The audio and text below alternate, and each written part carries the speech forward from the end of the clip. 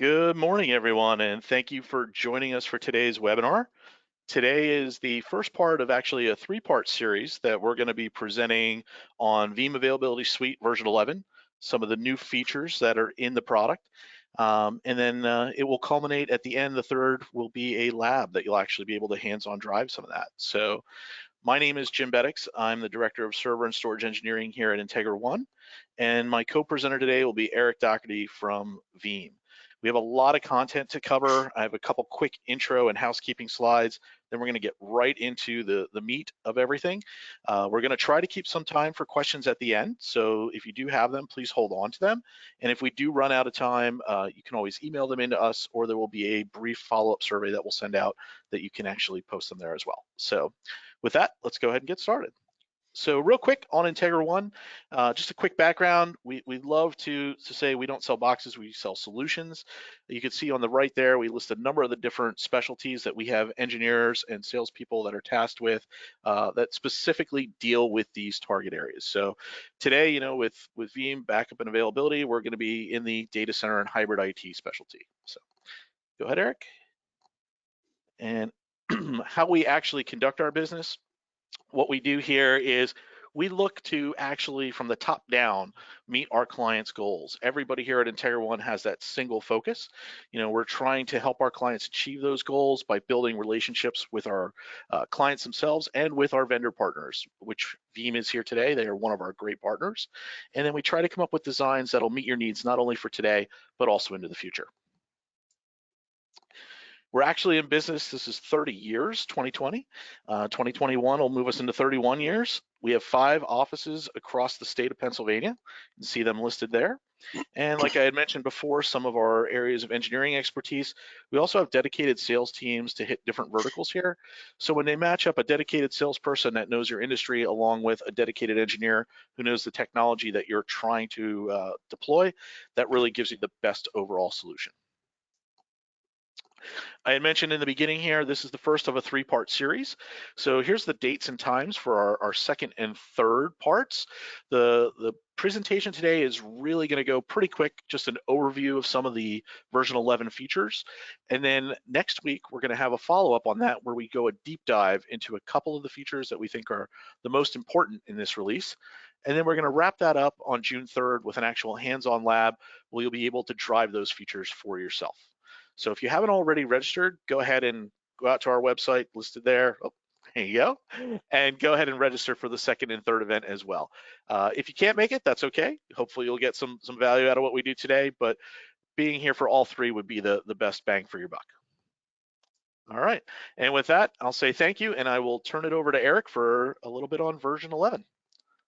Thank you. Thank you, sir.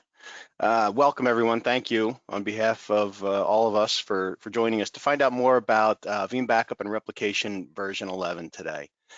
There's been a lot of activity coming up to the last few years as far as our flagship product, VBR, goes.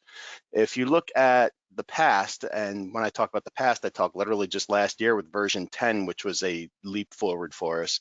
Some of the cool features that we brought and introduced in that were the ability to do object storage immediate copy, meaning that when you finish one of your backup finishes on local disk, it immediately makes a copy of it on object storage. Immutability using AWS Object Lock. The ability to back up file shares and NAS devices natively, as opposed to having to use some sort of weird technologies to do it. The ability to quickly and efficiently and granularly back those up. Instant recovery of anything that we back up to VMware. Integration with our Veeam backup for AWS into the VBR console. So now you can manage those AWS EC2 instances in your VBR console. And we introduced some tighter Nutanix integration, meaning that now it's more like a proxy setup and it's more manageable from within the console itself, whereas before it was kind of a little bit separate and you could kind of look at it. Now it's much more tightly integrated into VBR.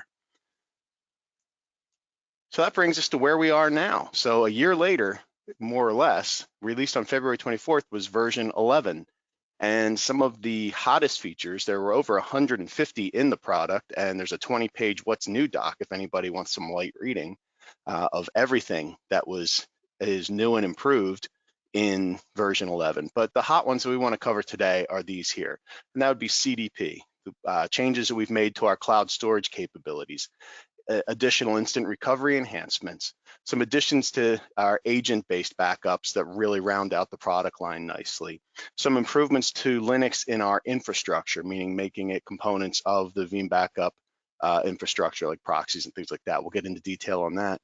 And we've added the integration with Veeam Backup for Azure, similar to what we have for AWS. So now yet another thing that you can manage from that one console. Again, it's been out for just a little over a couple months. And it is, if you're running version 10, definitely take a look at doing an upgrade. The upgrades are actually pretty pain-free. I've not heard any stories of issues. And as far as, any labs that I play in, which is where I spend most of my time is working in labs, never seen an issue as well. So I'm going to flip back to Jim, and he's going to talk to you a little bit about CDP as our first feature. Great, thanks, Eric.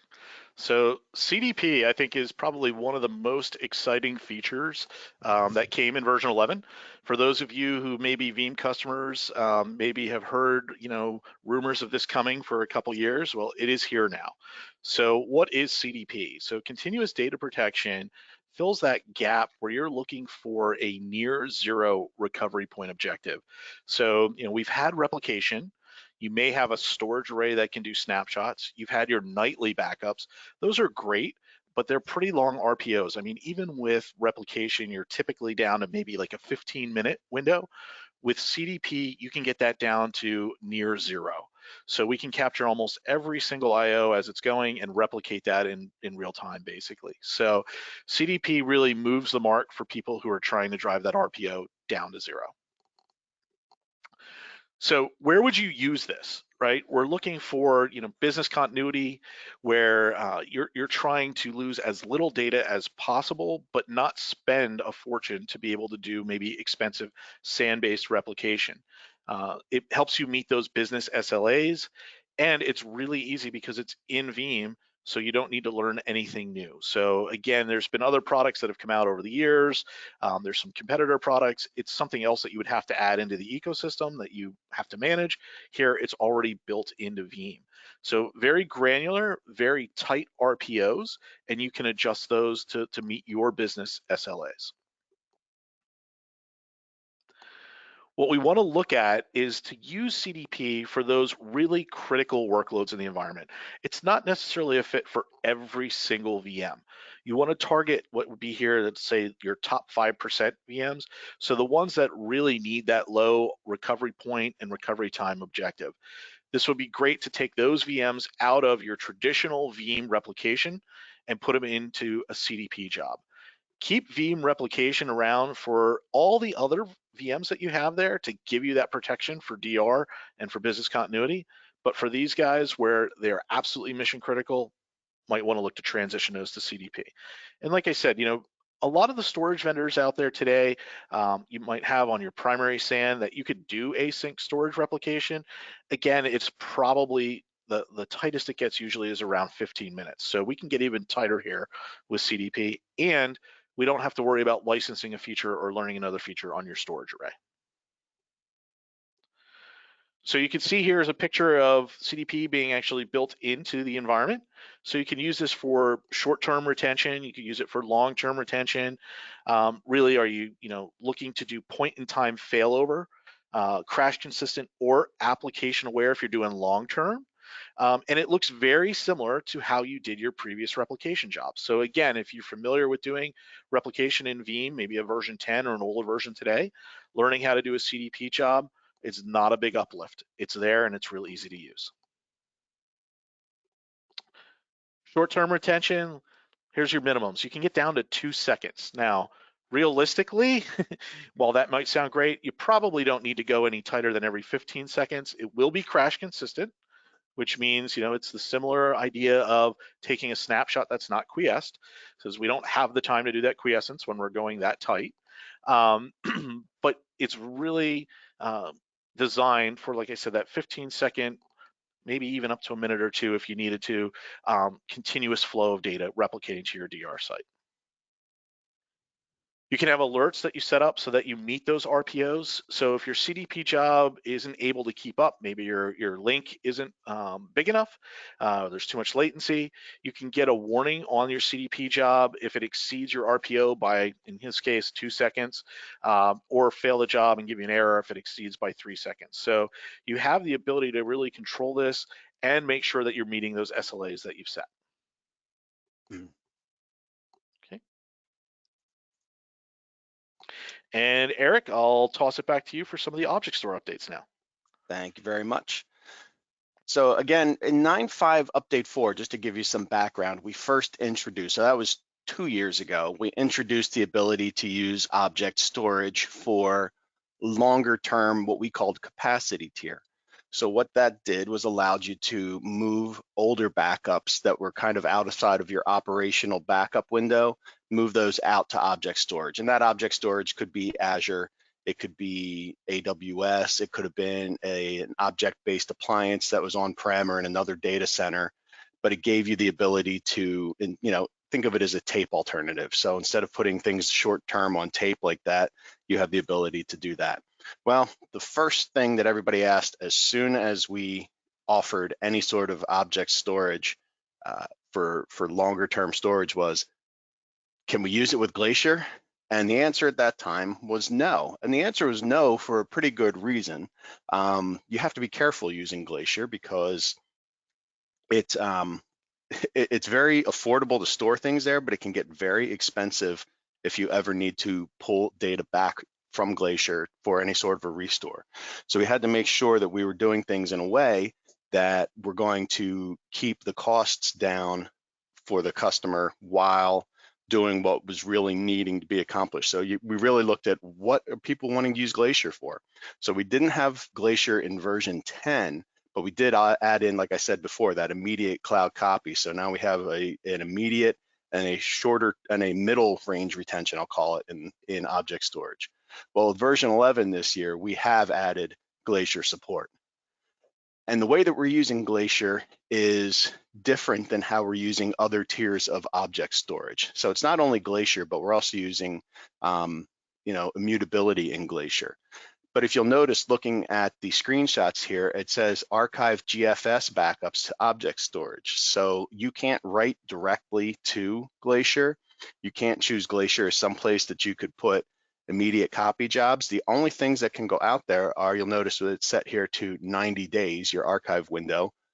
So anything that's older than 90 days and is part of a GFS rotation. So a GFS, grandfather, father, son, would be your 4 weeklies, 12 monthlies, 7 yearlies, as an example.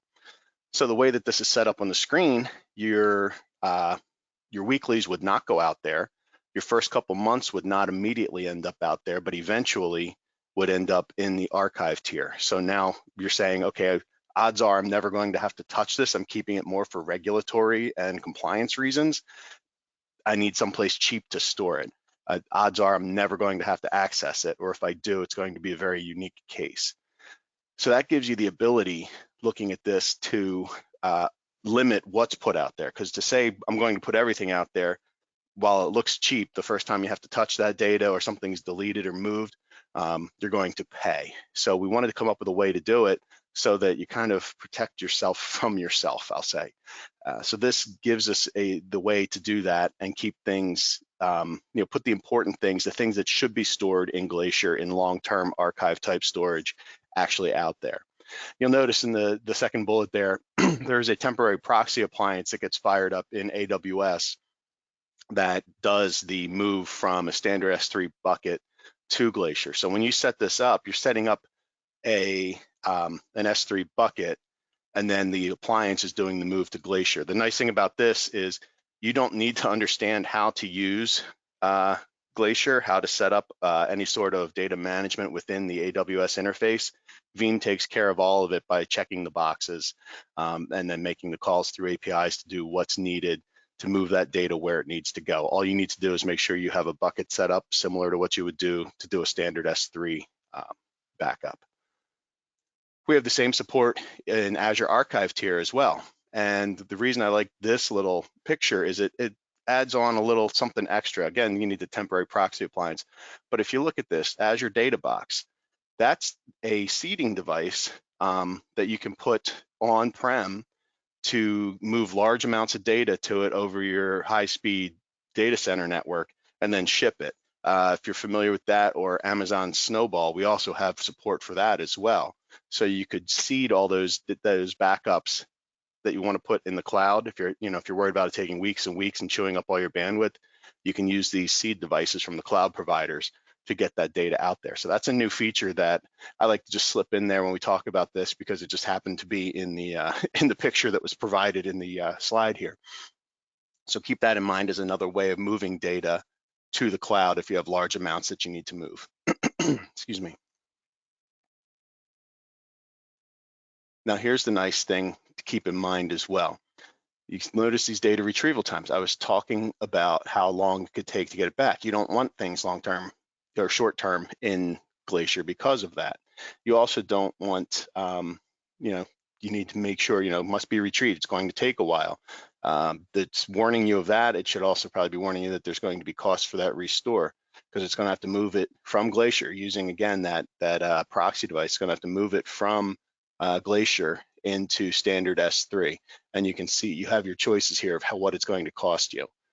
So you get options. You say TBD, but they're actually release pictures now, and they look similar. Just that this was a pre-release picture that was taken here. But it gives you the flexibility of how badly do you need it. Do you want to pay the cheapest possible? Do you want to get it as fast as possible? Are you willing to pay for it? Same deal goes when you look at restore from Azure tier, Azure Archive tier. It asks, has to be retrieved. How do you want to do it? Again, what are you willing to pay for it? It gives you the choice, though. It's not just making these decisions on its own and running up your cloud service bill. So we've talked about Azure for cloud. We've talked about AWS for cloud. In the past, we've had also IBM. We have other S3 compatible, like I said, for appliances and other third parties. One that's been glaringly absent over the past 2 years is Google. But guess what? Google's here now. So we now have Google Object Storage that can be used as a landing spot for your backups. It's similar to what we had in V10. So it's not the archive tiers now, but you can use standard and nearline, which is the same as using like S3 and frequent access. So this gives you the ability. Now we can talk about the big 3 cloud services. So if you want to be using Google Object Storage as that storage location, that's great. We also, and it's not a topic today, but I'd like to bring it up on this slide, is we have the Veeam backup for Google Compute nodes as well. So now you can back up virtual machines in Google Cloud with Veeam product. So that's out there and available in Google as well. If you have any Google Compute products and are looking to do some work with that, be sure to inquire about that to your sales team. Next, we're going to jump into some instant recovery enhancements, and there were a ton in this version. And it's one of those things, that's a feature that we came out with several years ago to be able to do an instant recovery of a VMware server to VMware. So that basically means that we were standing up a read-only with a change log of a virtual machine directly from the backup within a matter of minutes or less, so that things could continue running, you could get back to work quickly. And that's great that it worked for VMware, but and yes, majority of our customers at the time are VMware customers, but the world keeps shifting, so we've changed with it. So we have some new ways that we can do instant recovery. First and foremost, with instant file share recovery. Last year, we introduced the ability to back up NAS devices and share and file shares, things like that. And recovery of those, as say, heaven forbid, there's a ransomware attack or something, and a huge multi-terabyte NAS share is encrypted. Well, it could take hours and hours to get that recovered from a backup. You have a good backup, that's great. It could take hours and hours. That's hours and hours that nobody's getting to their data. So in the meantime, we can use instant file share recovery to stand up a read-only copy of an SMB share mounted to a different server, and at least be able to get that data, download the files you need, and continue to work on them. So this gives us yet another way of instantly giving access back of that data. To walk you through what that looks like, just in a little diagram here, We have our regular file share and clients accessing it. It's being backed up to a Veeam repository. That goes down, now nobody has access to it. So for whatever reason, it's offline now, hopefully not ransomware or something like that, maybe something mechanical, technical, who knows. But we can mount that to a Veeam mount server. So now that share is mounted over here. Now, obviously you can see here that the paths to get to them are different. So this really works well if you're using like a DFS file system, because then you can unpublish this, publish this, they can get to the read-only and just continue to work. So you have that option as well. And then in the background, while everybody's able to access that, again, read-only, you're restoring the files back to the original location. So when that's finally back online, the files that they've pulled down read-only, they can then save back up to the NAS and the backup cycle continues. And just to reiterate, it's the SMB protocol file shares only, and it's read-only in version 11. But that gives you, again, quick access to your data that you did not have before.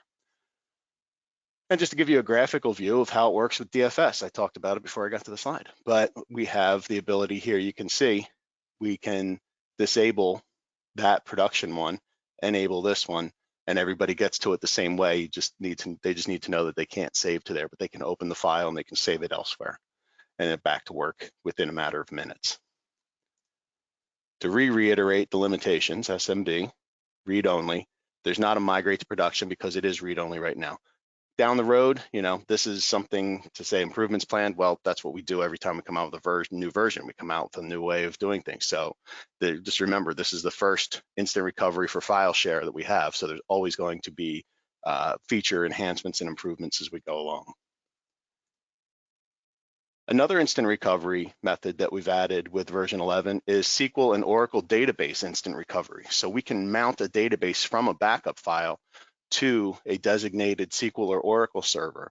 And the beauty of this is that you can get that database back online in seconds, and that is a read and write, and it'll merge the two together when you bring them back to production. And it could be a physical or virtual, doesn't matter, because it's mounting the database. And you kind of think of it, it's like, well, we can do virtual, instant recovery of database servers, the servers themselves. Why is this unique? Well, what if you have a database server that's hosting like 5 or 6 databases, and one database, gets corrupted, drops tables, something happens, and you lose that one database? You can quickly bring it back online during production hours, during daytime hours, have everybody continue to work normally, and then when you get to a maintenance window, migrate that back over to the primary database server. So you're losing minimal amount of work time when those kind of issues come up. Again, instant recovery is about getting back to work quickly so that you can complete your restores during maintenance windows.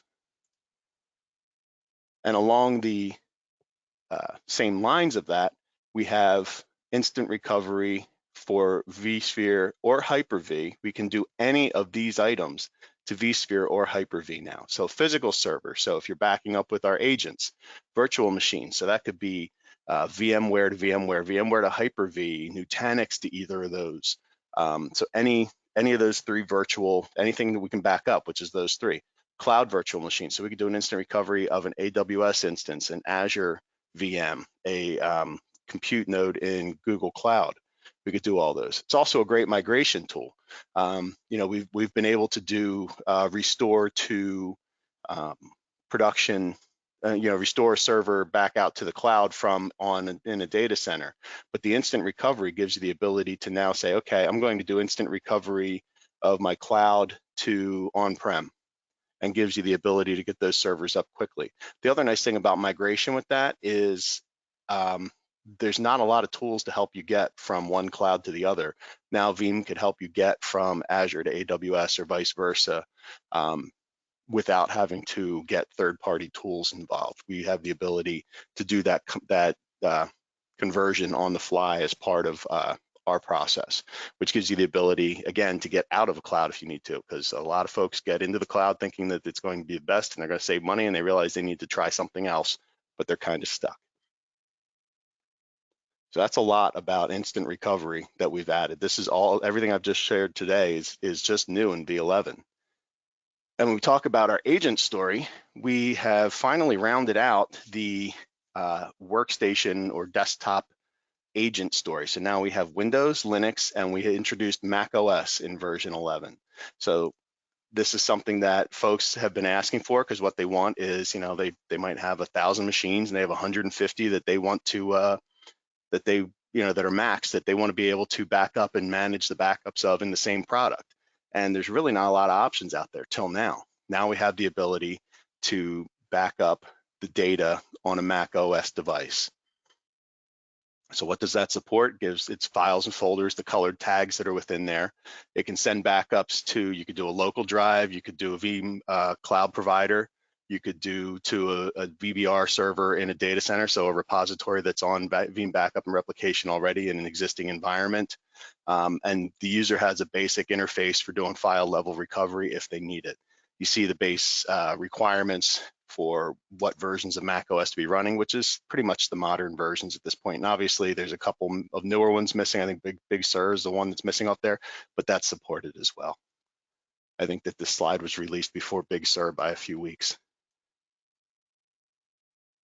As far as connecting the agent in, there's a couple different ways that you can do that. So you could always go to the command line like a Linux server and add it in with a config file. You can pull it with a config file. You can go and scan and find those config files in your VBR console, meaning that once the config file is set up on the Mac server, the Veeam server will find those, they'll call home and connect in, and you can create backup jobs that way. But the most common one, because we don't have, like right now for Windows and Linux, we could right click on a server that we've discovered by IP address or DNS name and say install agent. That will be coming down the road, obviously. But for right now, an MDM platform is the best way to centrally manage getting the client, the Mac agent out to the clients. Not to be outdone, we've made some improvements for Linux as well. And when I say for Linux, I don't mean the agents, I don't mean backing up Linux, I mean what we're doing with Linux in our infrastructure. So first and foremost, we've added some new Linux backup proxy modes. Now in version 10, we introduced the ability to have a virtual proxy, meaning it had to be a VMware VM, and it could be part of the infrastructure for backing up VMware VMs. And that was a great start. And it was, it was helpful for people who want to minimize their Windows footprint in their environment. But it was only one portion. Now we have the ability for anything that a Veeam proxy can do for Windows, it can also do on Linux. People want to run more Linux. They want, there's plenty of places that want less Windows footprint in their environment. So now we have the ability to do our traditional network mode. So that's our default failback that everything can be backed up against. Direct SAN, so that means that we can connect, you could have it on a physical server and have fiber channel cards in it. You connect via iSCSI, so you could have a physical Linux proxy that does everything that the Windows proxy does. Performance, from everything I understand, is a little better on the Linux proxy than it is on a Windows, but not enough that I would say go rip out all your Windows proxies and replace them with Linux. But keep in mind also that when you're deploying this, you need somebody who knows how to manage and secure Linux operating systems as well, because it's not an appliance, it's software that runs on top of Linux. As far as how to deploy it, it's very simple. I am not a Linux person. I was just joking with Jim before this that my method of managing Linux servers is I have the shell console open and Google at the same time, and everything I need to do, I need to read out of Google and paste into the shell. But I was able to easily in my lab get Linux proxies running. And our second big piece of Linux news for our infrastructure, I'm going to hand it back to Jim for that. All right, thanks, Eric. And then I'll bring us home here. I know we're getting close on time. So we're going to talk about the hardened Linux repository real quick. And I really think that this is a critical feature coming to the market just at the right time. So I don't know about the rest of you. At IntegraONE, we've actually seen an uptick in ransomware. And the ransomware guys are not just going after encrypting your live data anymore. They're trying to get out there and delete your backups to ensure that you're going to pay that ransom after they've encrypted your live data. So having a hardened repository is going to be really critical going forward. So go ahead and click us over there, Eric. Perfect. So the new improvement here that we're looking at is, we're going to look for an immutable repository. So immutable meaning you can't change it. So the easiest way I describe this to people is, if you remember, if you were a tape person back in the day, we had tapes that were called worm, write once, read many, right? Once the data was written to that tape, it was there forever. You couldn't erase it, you couldn't change it. So the immutable repository works very similar to that concept. We're going to set a window where you can't delete it or you can't modify it. That means even if somebody does get into your environment via ransomware exploit, they can find your backup repository. They can't get rid of those backups. So you always have a way back. Super critical going forward. Real easy to set up. Basically, why is it here? What are we doing? How are we doing it? So really, like I said, it's against malware and ransomware. If you set it up right, to Eric's point, I'm not a Linux guy really either, and I'm building this in my lab right now. Not really hard to do, but it will deny the ability to modify or delete those backups, and they're doing that using the immutable flag that's built into the Linux file system. You should use a hardened account. This is, obviously security best practices. Don't be using root for everything. And the other thing here is we can actually take advantage of the XFS file system. So that lets you do block level cloning. So if you're a Windows guy, you'll probably realize we've put a bunch of papers out saying if you could take advantage of resilient file system, REFS, on Windows, it helps with moving things around when you do your synthetic backups or your incrementals every night. XFS is the equivalent of that on Linux. All right, and I know I flew through that because we're a little bit over time, but we just had a couple action items to discuss here. Really, the takeaways for today.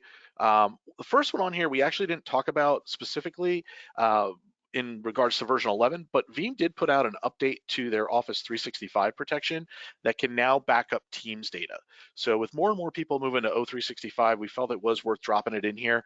Think about how are you protecting your data for O365, specifically around Teams.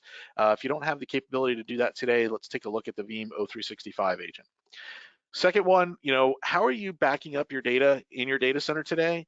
Do you have something like an air-gapped or an immutable repository? If not, great time to start thinking about that. Number 3, cloud workloads, right? Bunch of the improvements here, we can back up to the cloud or we can back up from the cloud. So really take a look at what you're looking to do with your cloud workloads, both from a protection standpoint and a recovery standpoint. How are you protecting your backups and your ransomware? Up until the immutable repositories, about the only way we could do this was putting in purpose-built backup appliances that backed up via an API, something like a store wants Catalyst unit from HPE. I could tell you firsthand, we have had some customers that even though their data was on there, the threat actor was able to get the credentials to log into the device, they were still able to delete the data. With the immutable repository, even if you have the creds to get in, while that immutable flag is set, you cannot remove that data. Long-term archive, we talked about the object store improvements. How does that cloud factor in for those copies to those archives? And are you backing up your cloud stuff now? So all things to think about in your environment. And the final takeaway here is if you're an existing Veeam customer, upgrade to version 11 now. There's no reason to wait. Like Eric said, it's been out since February. We've actually had a few patches come out. The product is extremely stable, works really well. You get all this new functionality, no extra charge. If you're not a Veeam customer, go out and grab an eval copy. We'll be more than happy to help you walk through getting it stood up and see what this can do in your environment, because chances are you can do a lot more with Veeam than you're doing with your current backup provider today. And one last plug, again, this was part 1 of a 3-part series. We went through a lot of features today, really, really quick. Next week, we're going to take a deep dive into the CDP and the Linux hardened repository, 2 of the most important features, I think, that landed in version 11 for most folks. And then on June 3rd, we're going to have a hands-on lab where you'll be able to drive those features yourself. Link to register is back on our IntegraONE website, integraone.com/events.